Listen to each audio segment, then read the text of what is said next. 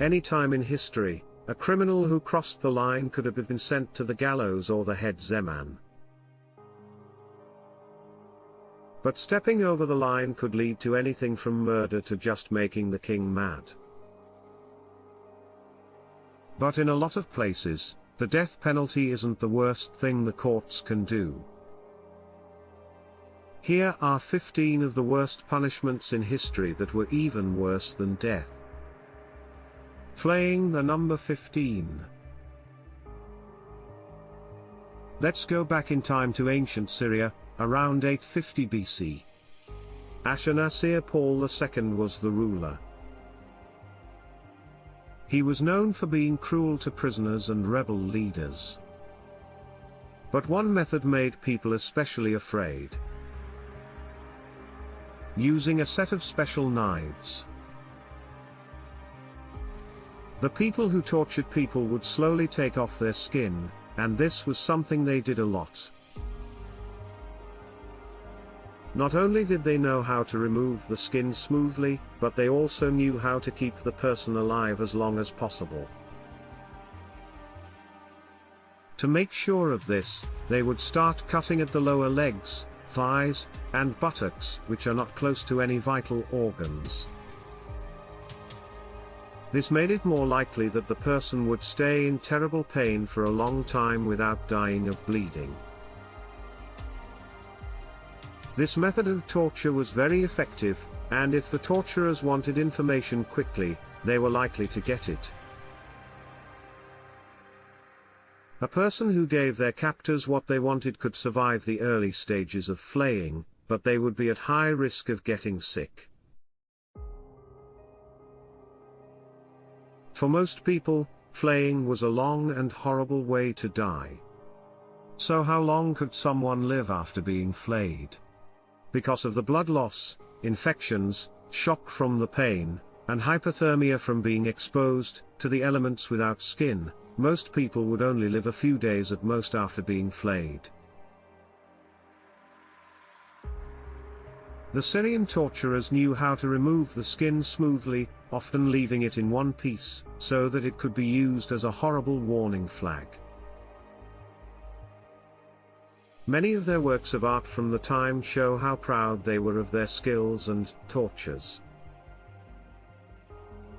Even though the Assyrians are now part of history, the method became less common, but it didn't go away completely. It was a common way to torture religious heretics and empires for more than 1,000 years, but it wouldn't be a good idea to use it on a person today. It's still a common skill for hunters who want to use the whole animal.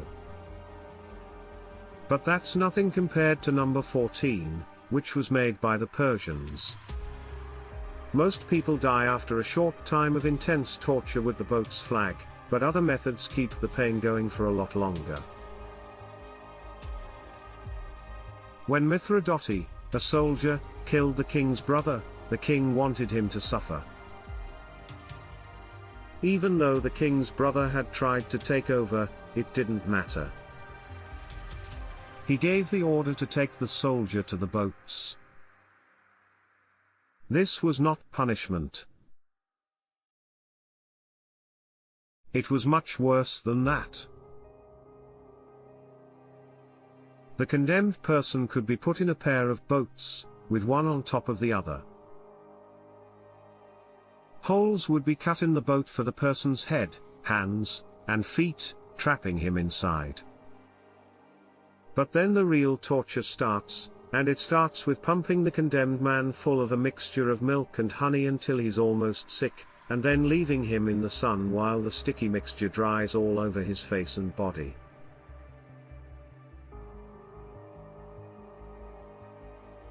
And their nature does what it does. The sweet mixture starts to attract insects, which land on the man's body and start sucking his blood. This makes him feel constantly irritated, and soon bees and wasps will join the flies and sting him painfully. And the man's bloated body will pass waste inside the boat, which will bring worms and other pests into the dark boat. They will start biting at his body and then burrow into it, which will cause him to die a slow, painful death as vermin eat his flesh. This method only seems to have been used in Persia, but it shocked the Greek and Roman historian Plutarch so much that he wrote about it in his biography of the sadist king, who came up with it.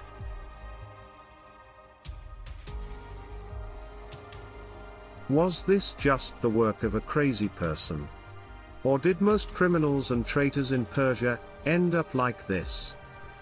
The answer may have been forgotten.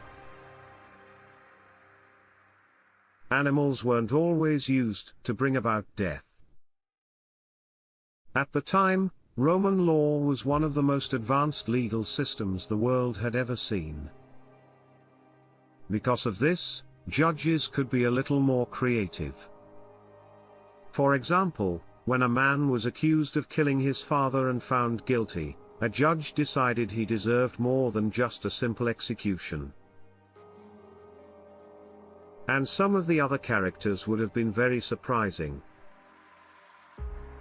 First, the convict would have been severely beaten and his head would have been put in a sack. Then, he would have been sewn into a large leather sack, but he wouldn't be the only one in there.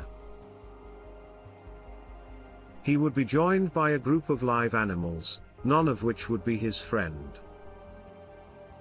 Then, the whole group would be thrown into the water to drown, with the idea that the animals would attack the poor man in their panic as they all went under.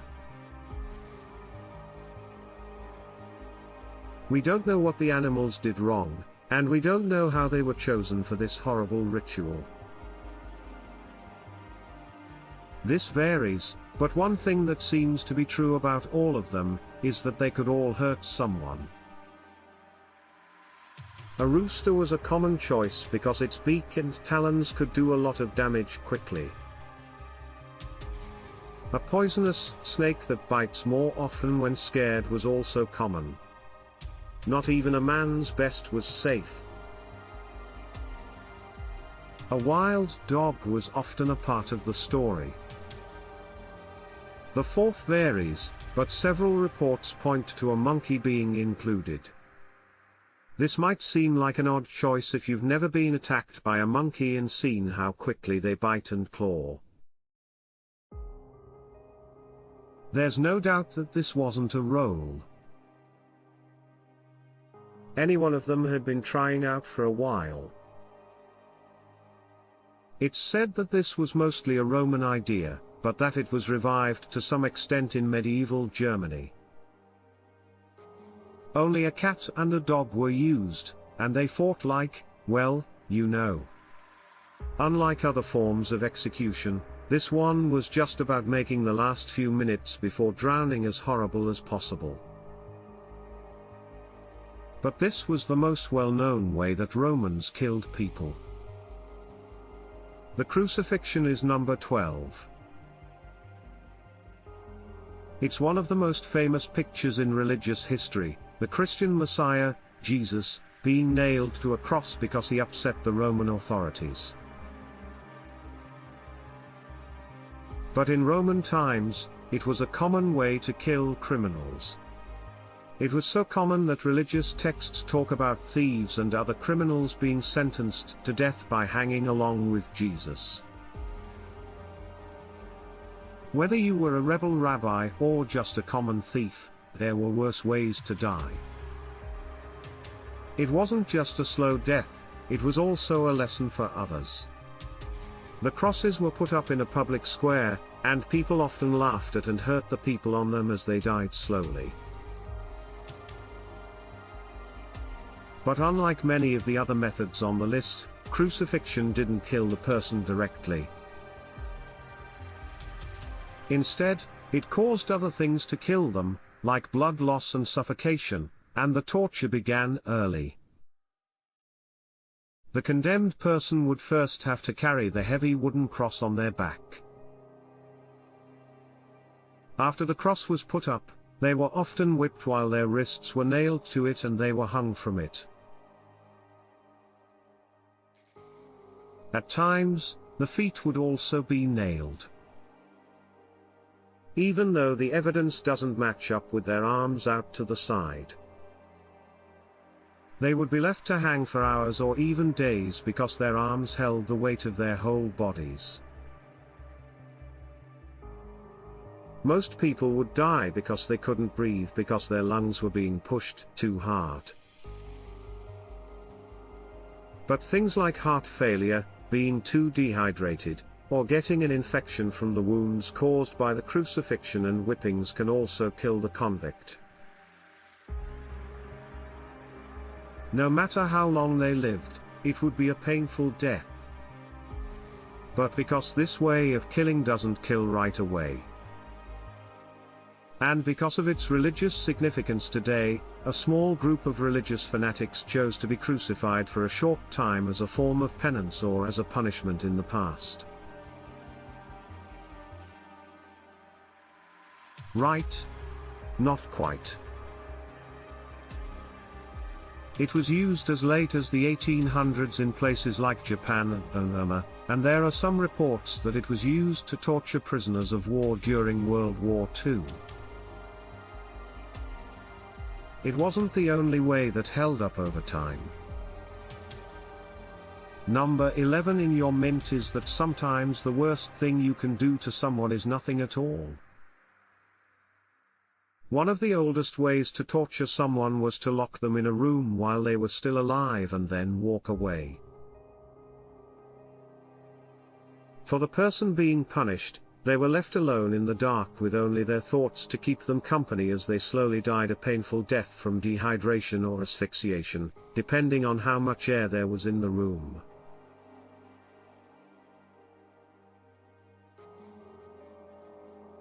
If the condemned person is buried alive in a coffin, which has happened to people who were wrongly thought to be dead, they will likely die within hours from lack of air, but if they are kept in a larger space, it will likely take longer and be more painful.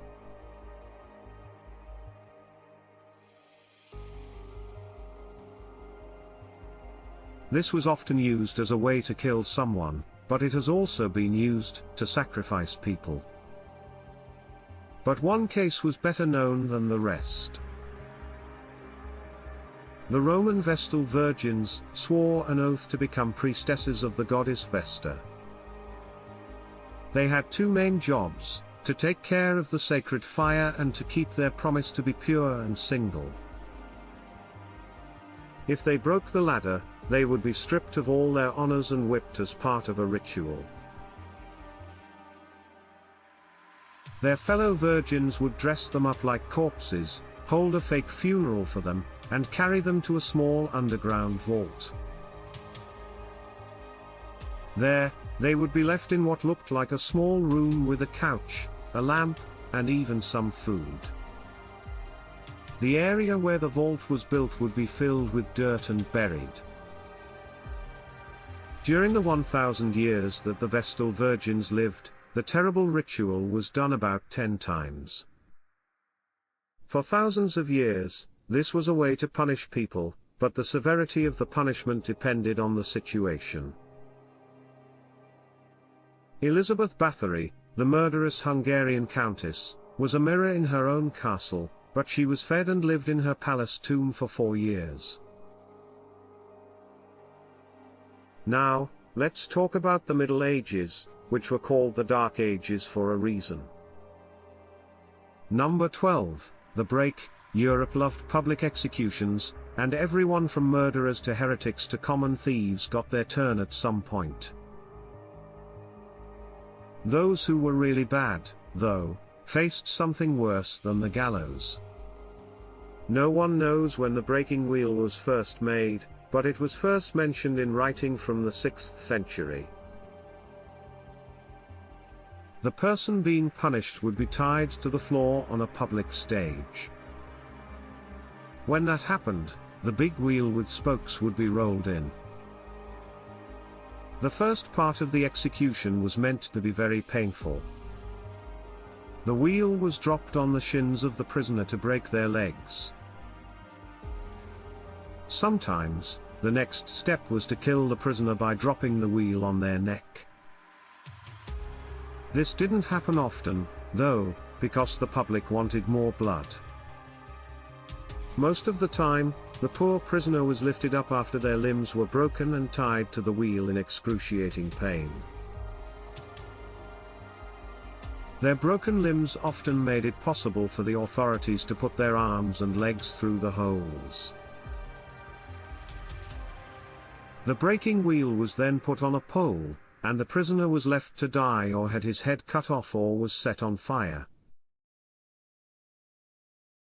The body was often left on the wheel for scavengers to pick over, which made it look a lot like crucifixion.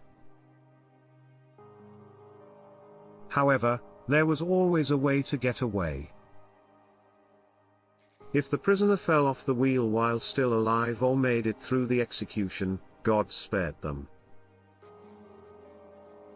Their wounds were taken care of, they were usually forgiven for their crimes, and they were one of the few people to make it out alive.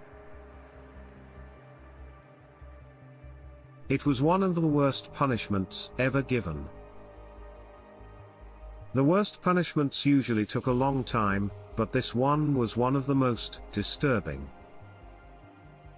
Number 9. Impalement. How scary does a punishment for the man who made Dracula go have to be? Yes, that's good. I'm going to make it my signature. Even though he is linked to the famous Fat Tap, the Romanian leader didn't come up with impalement as a punishment. Since ancient Mesopotamia, it had been used as a way to punish the worst criminals. It was a simple way to do things, but it was almost unimaginably cruel. A large, sharp stake is put up the backside of the unfortunate convict and pushed forward until it comes out of the mouth. This almost always kills the person. They were meant to send a message when the stake was raised and planted in the ground with the victims still attached to it. When things are at their worst. Fields of these dead people were put there to scare away anyone who might want to invade the territory. At least he or she will die quickly, right? Perhaps, perhaps not. While people who aren't well trained would probably pierce the internal organs, causing the person to bleed to death in terrible pain. Some more modern users learned how to thread the stake and follow the spine over the course of a few hours.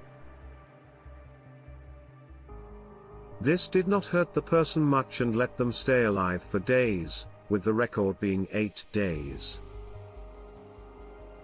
Wait, did you just say that more modern people use this horrible method? Yes, you read that right.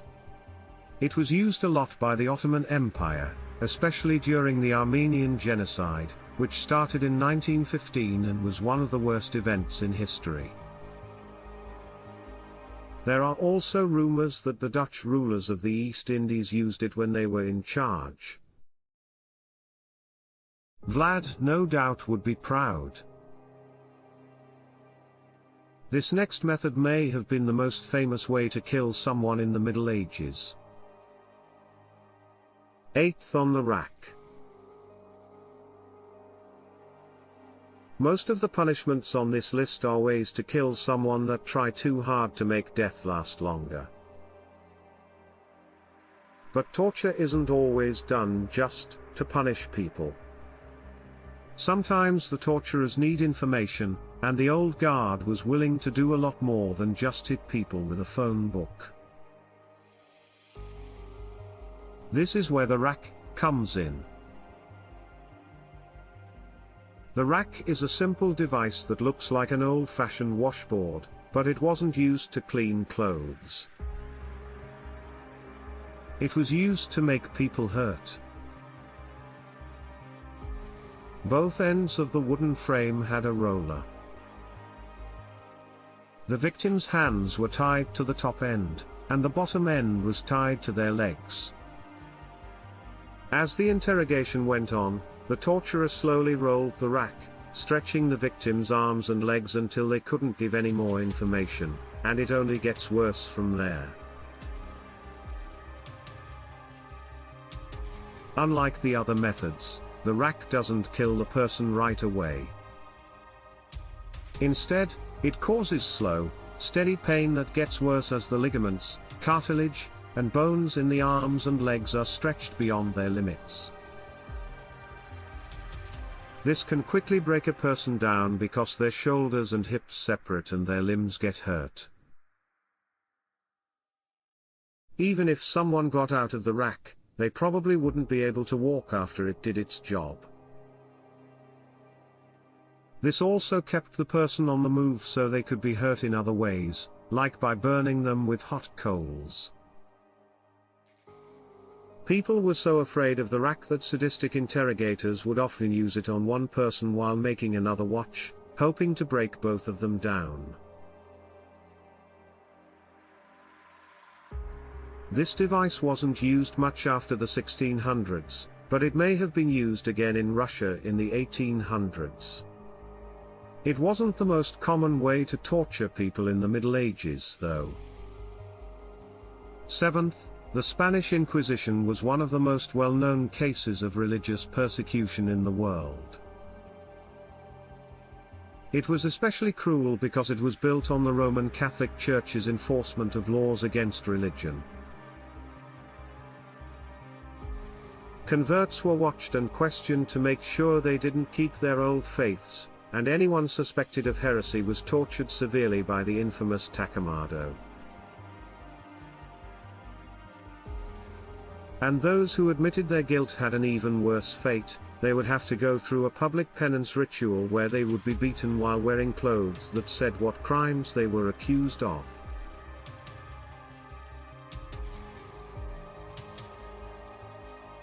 Then the authorities would say whether or not they were guilty. Some would be innocent and grateful and relieved as they fell down, but most would be guilty and face terrible things. The punishment usually started with public whipping and torture, but there was only one way it could end. The person would be tied to a stake, kindling would be piled under them, and a fire would be lit while they were still alive.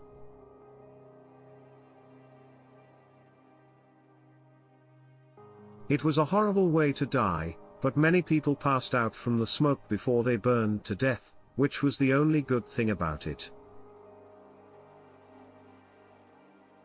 Most people think of burning as a way to kill witches, but most people who were burned from the 15th to the 19th centuries were either religious minorities or critics of the dogma and tactics of the Inquisition.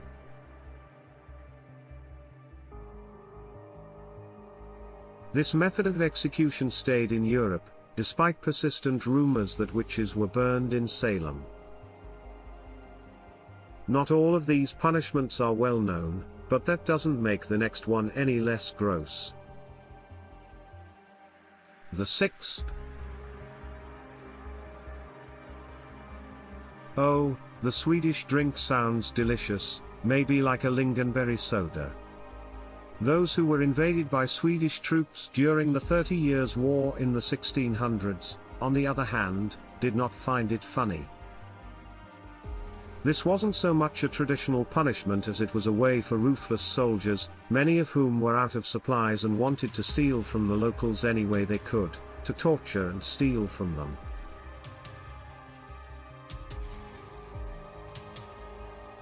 A simple trick is to make your prisoners drink as much as they can until they do what you want.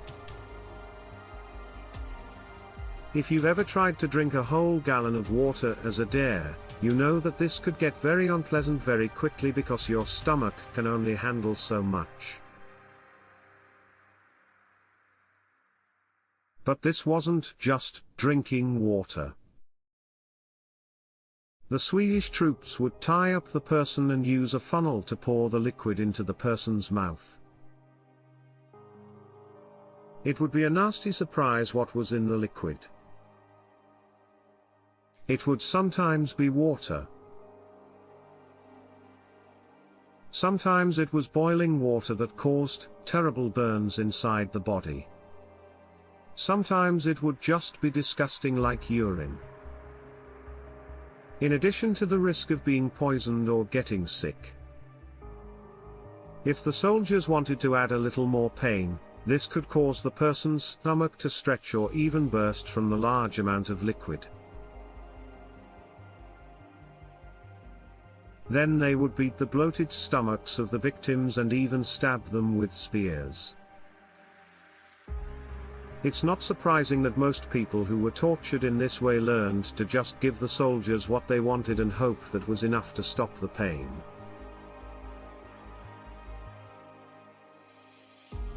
Now let's go across the pond for something that sounds like a cartoon joke but isn't as funny as it sounds: tarring and feathering. The poor convict gets a bucket of tar dumped on them, which makes them sticky, and now the feathers are coming. They look like a big chicken, but this isn't a joke. This is what people who upset the mob in 18th century America feared would happen to them. Their tradition may have started much earlier. It was first mentioned in an order by Richard I in 1189, but it didn't become popular until tensions in the British colonies in North America started to rise. In the years before the Revolution, angry rebels would protest tax laws by kidnapping British officials or people they thought were informers and covering them with pitch tar and feathers.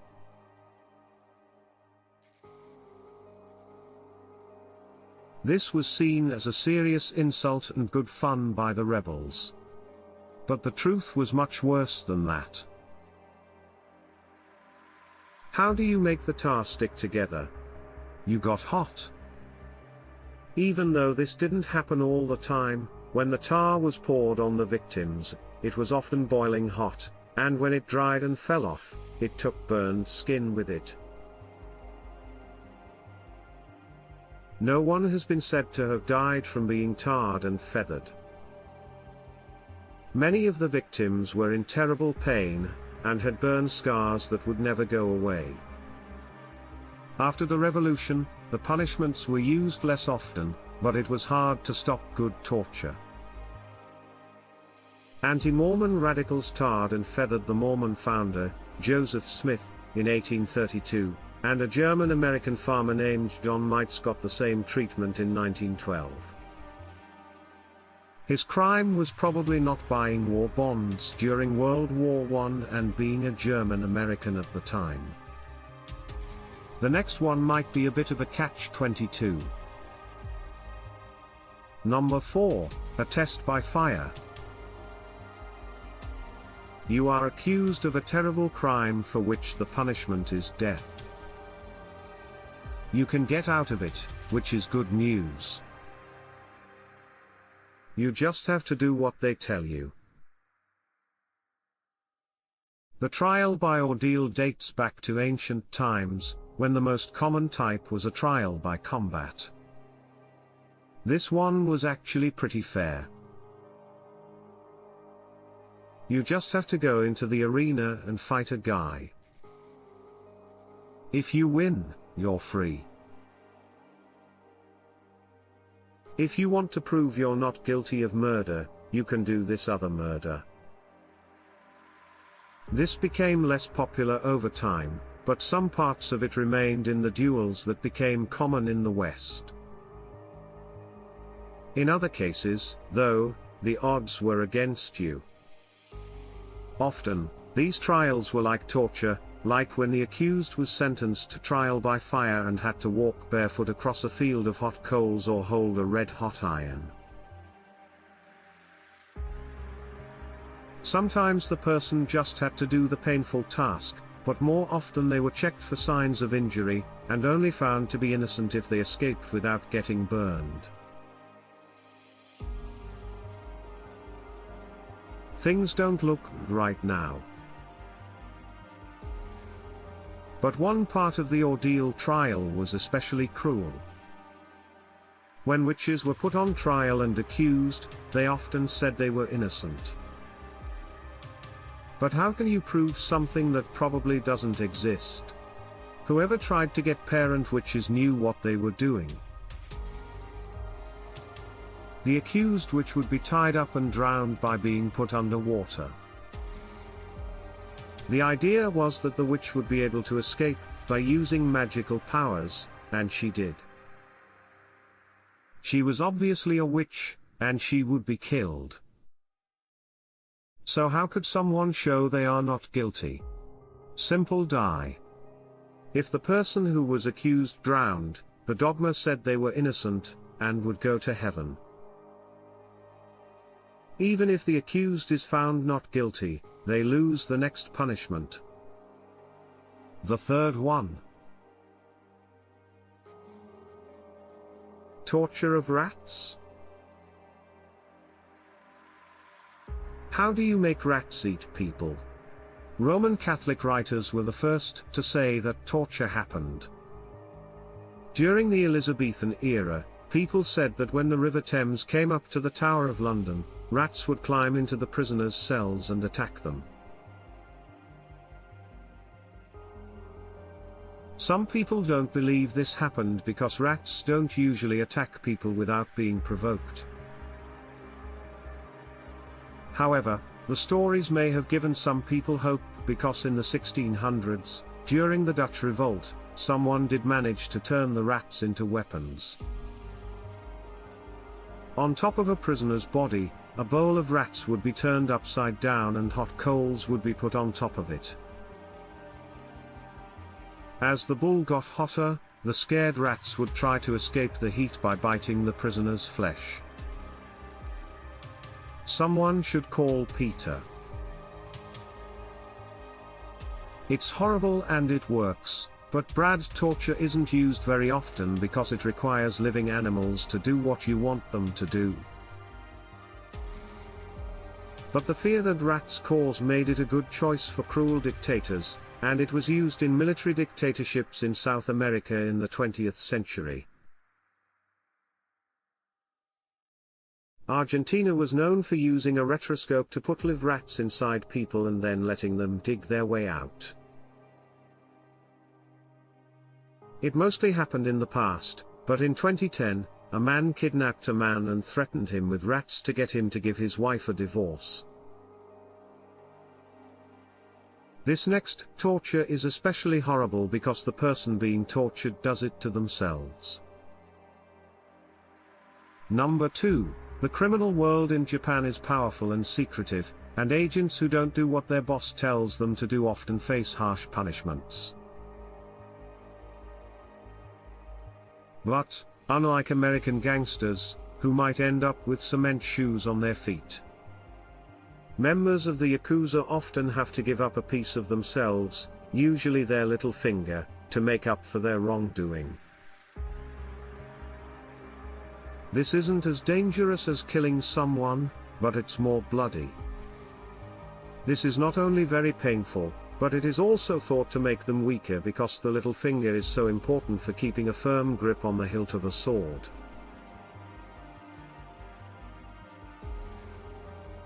This hasn't stopped people from doing it for hundreds of years, though.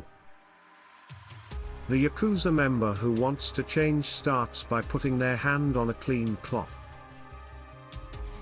Then, they use a knife called a tonto, which is very sharp, to cut off their little finger just above the top joint.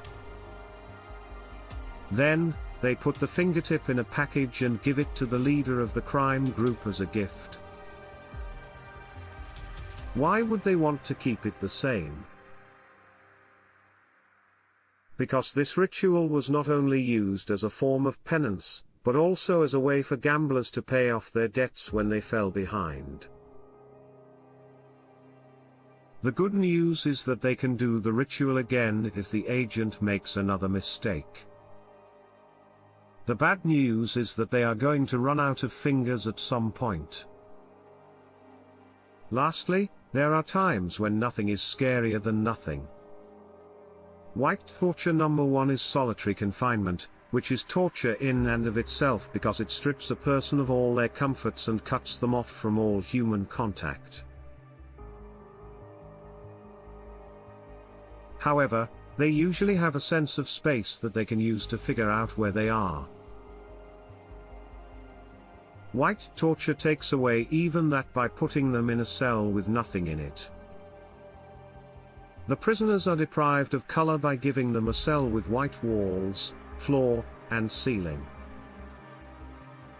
Not only are their clothes white, but so is the food they eat, which is usually plain rice or porridge. Taking this to the extreme, the cell is filled with bright neon tubes that block out any shadows. The soundproof cell leaves them with nothing but their own thoughts, which slowly start to make them crazy. The most extreme form of not having any senses. This was reportedly used a lot in Iran against political dissidents, who could be held in one of these cells for months or even years. It was also seen in Venezuela, and international human rights groups accused the United States of using it on accused terrorists in Guantanamo Bay by putting goggles and earmuffs on them to block out their senses.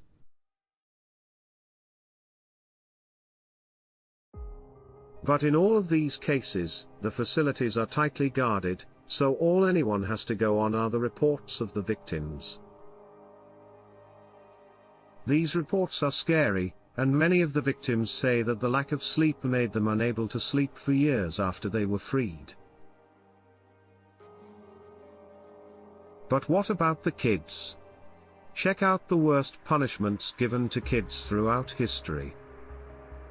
If you want to learn more about these horrible punishments, check out our playlist of the worst punishments in history. There, you can see these and other horrible punishments explained in bloody detail.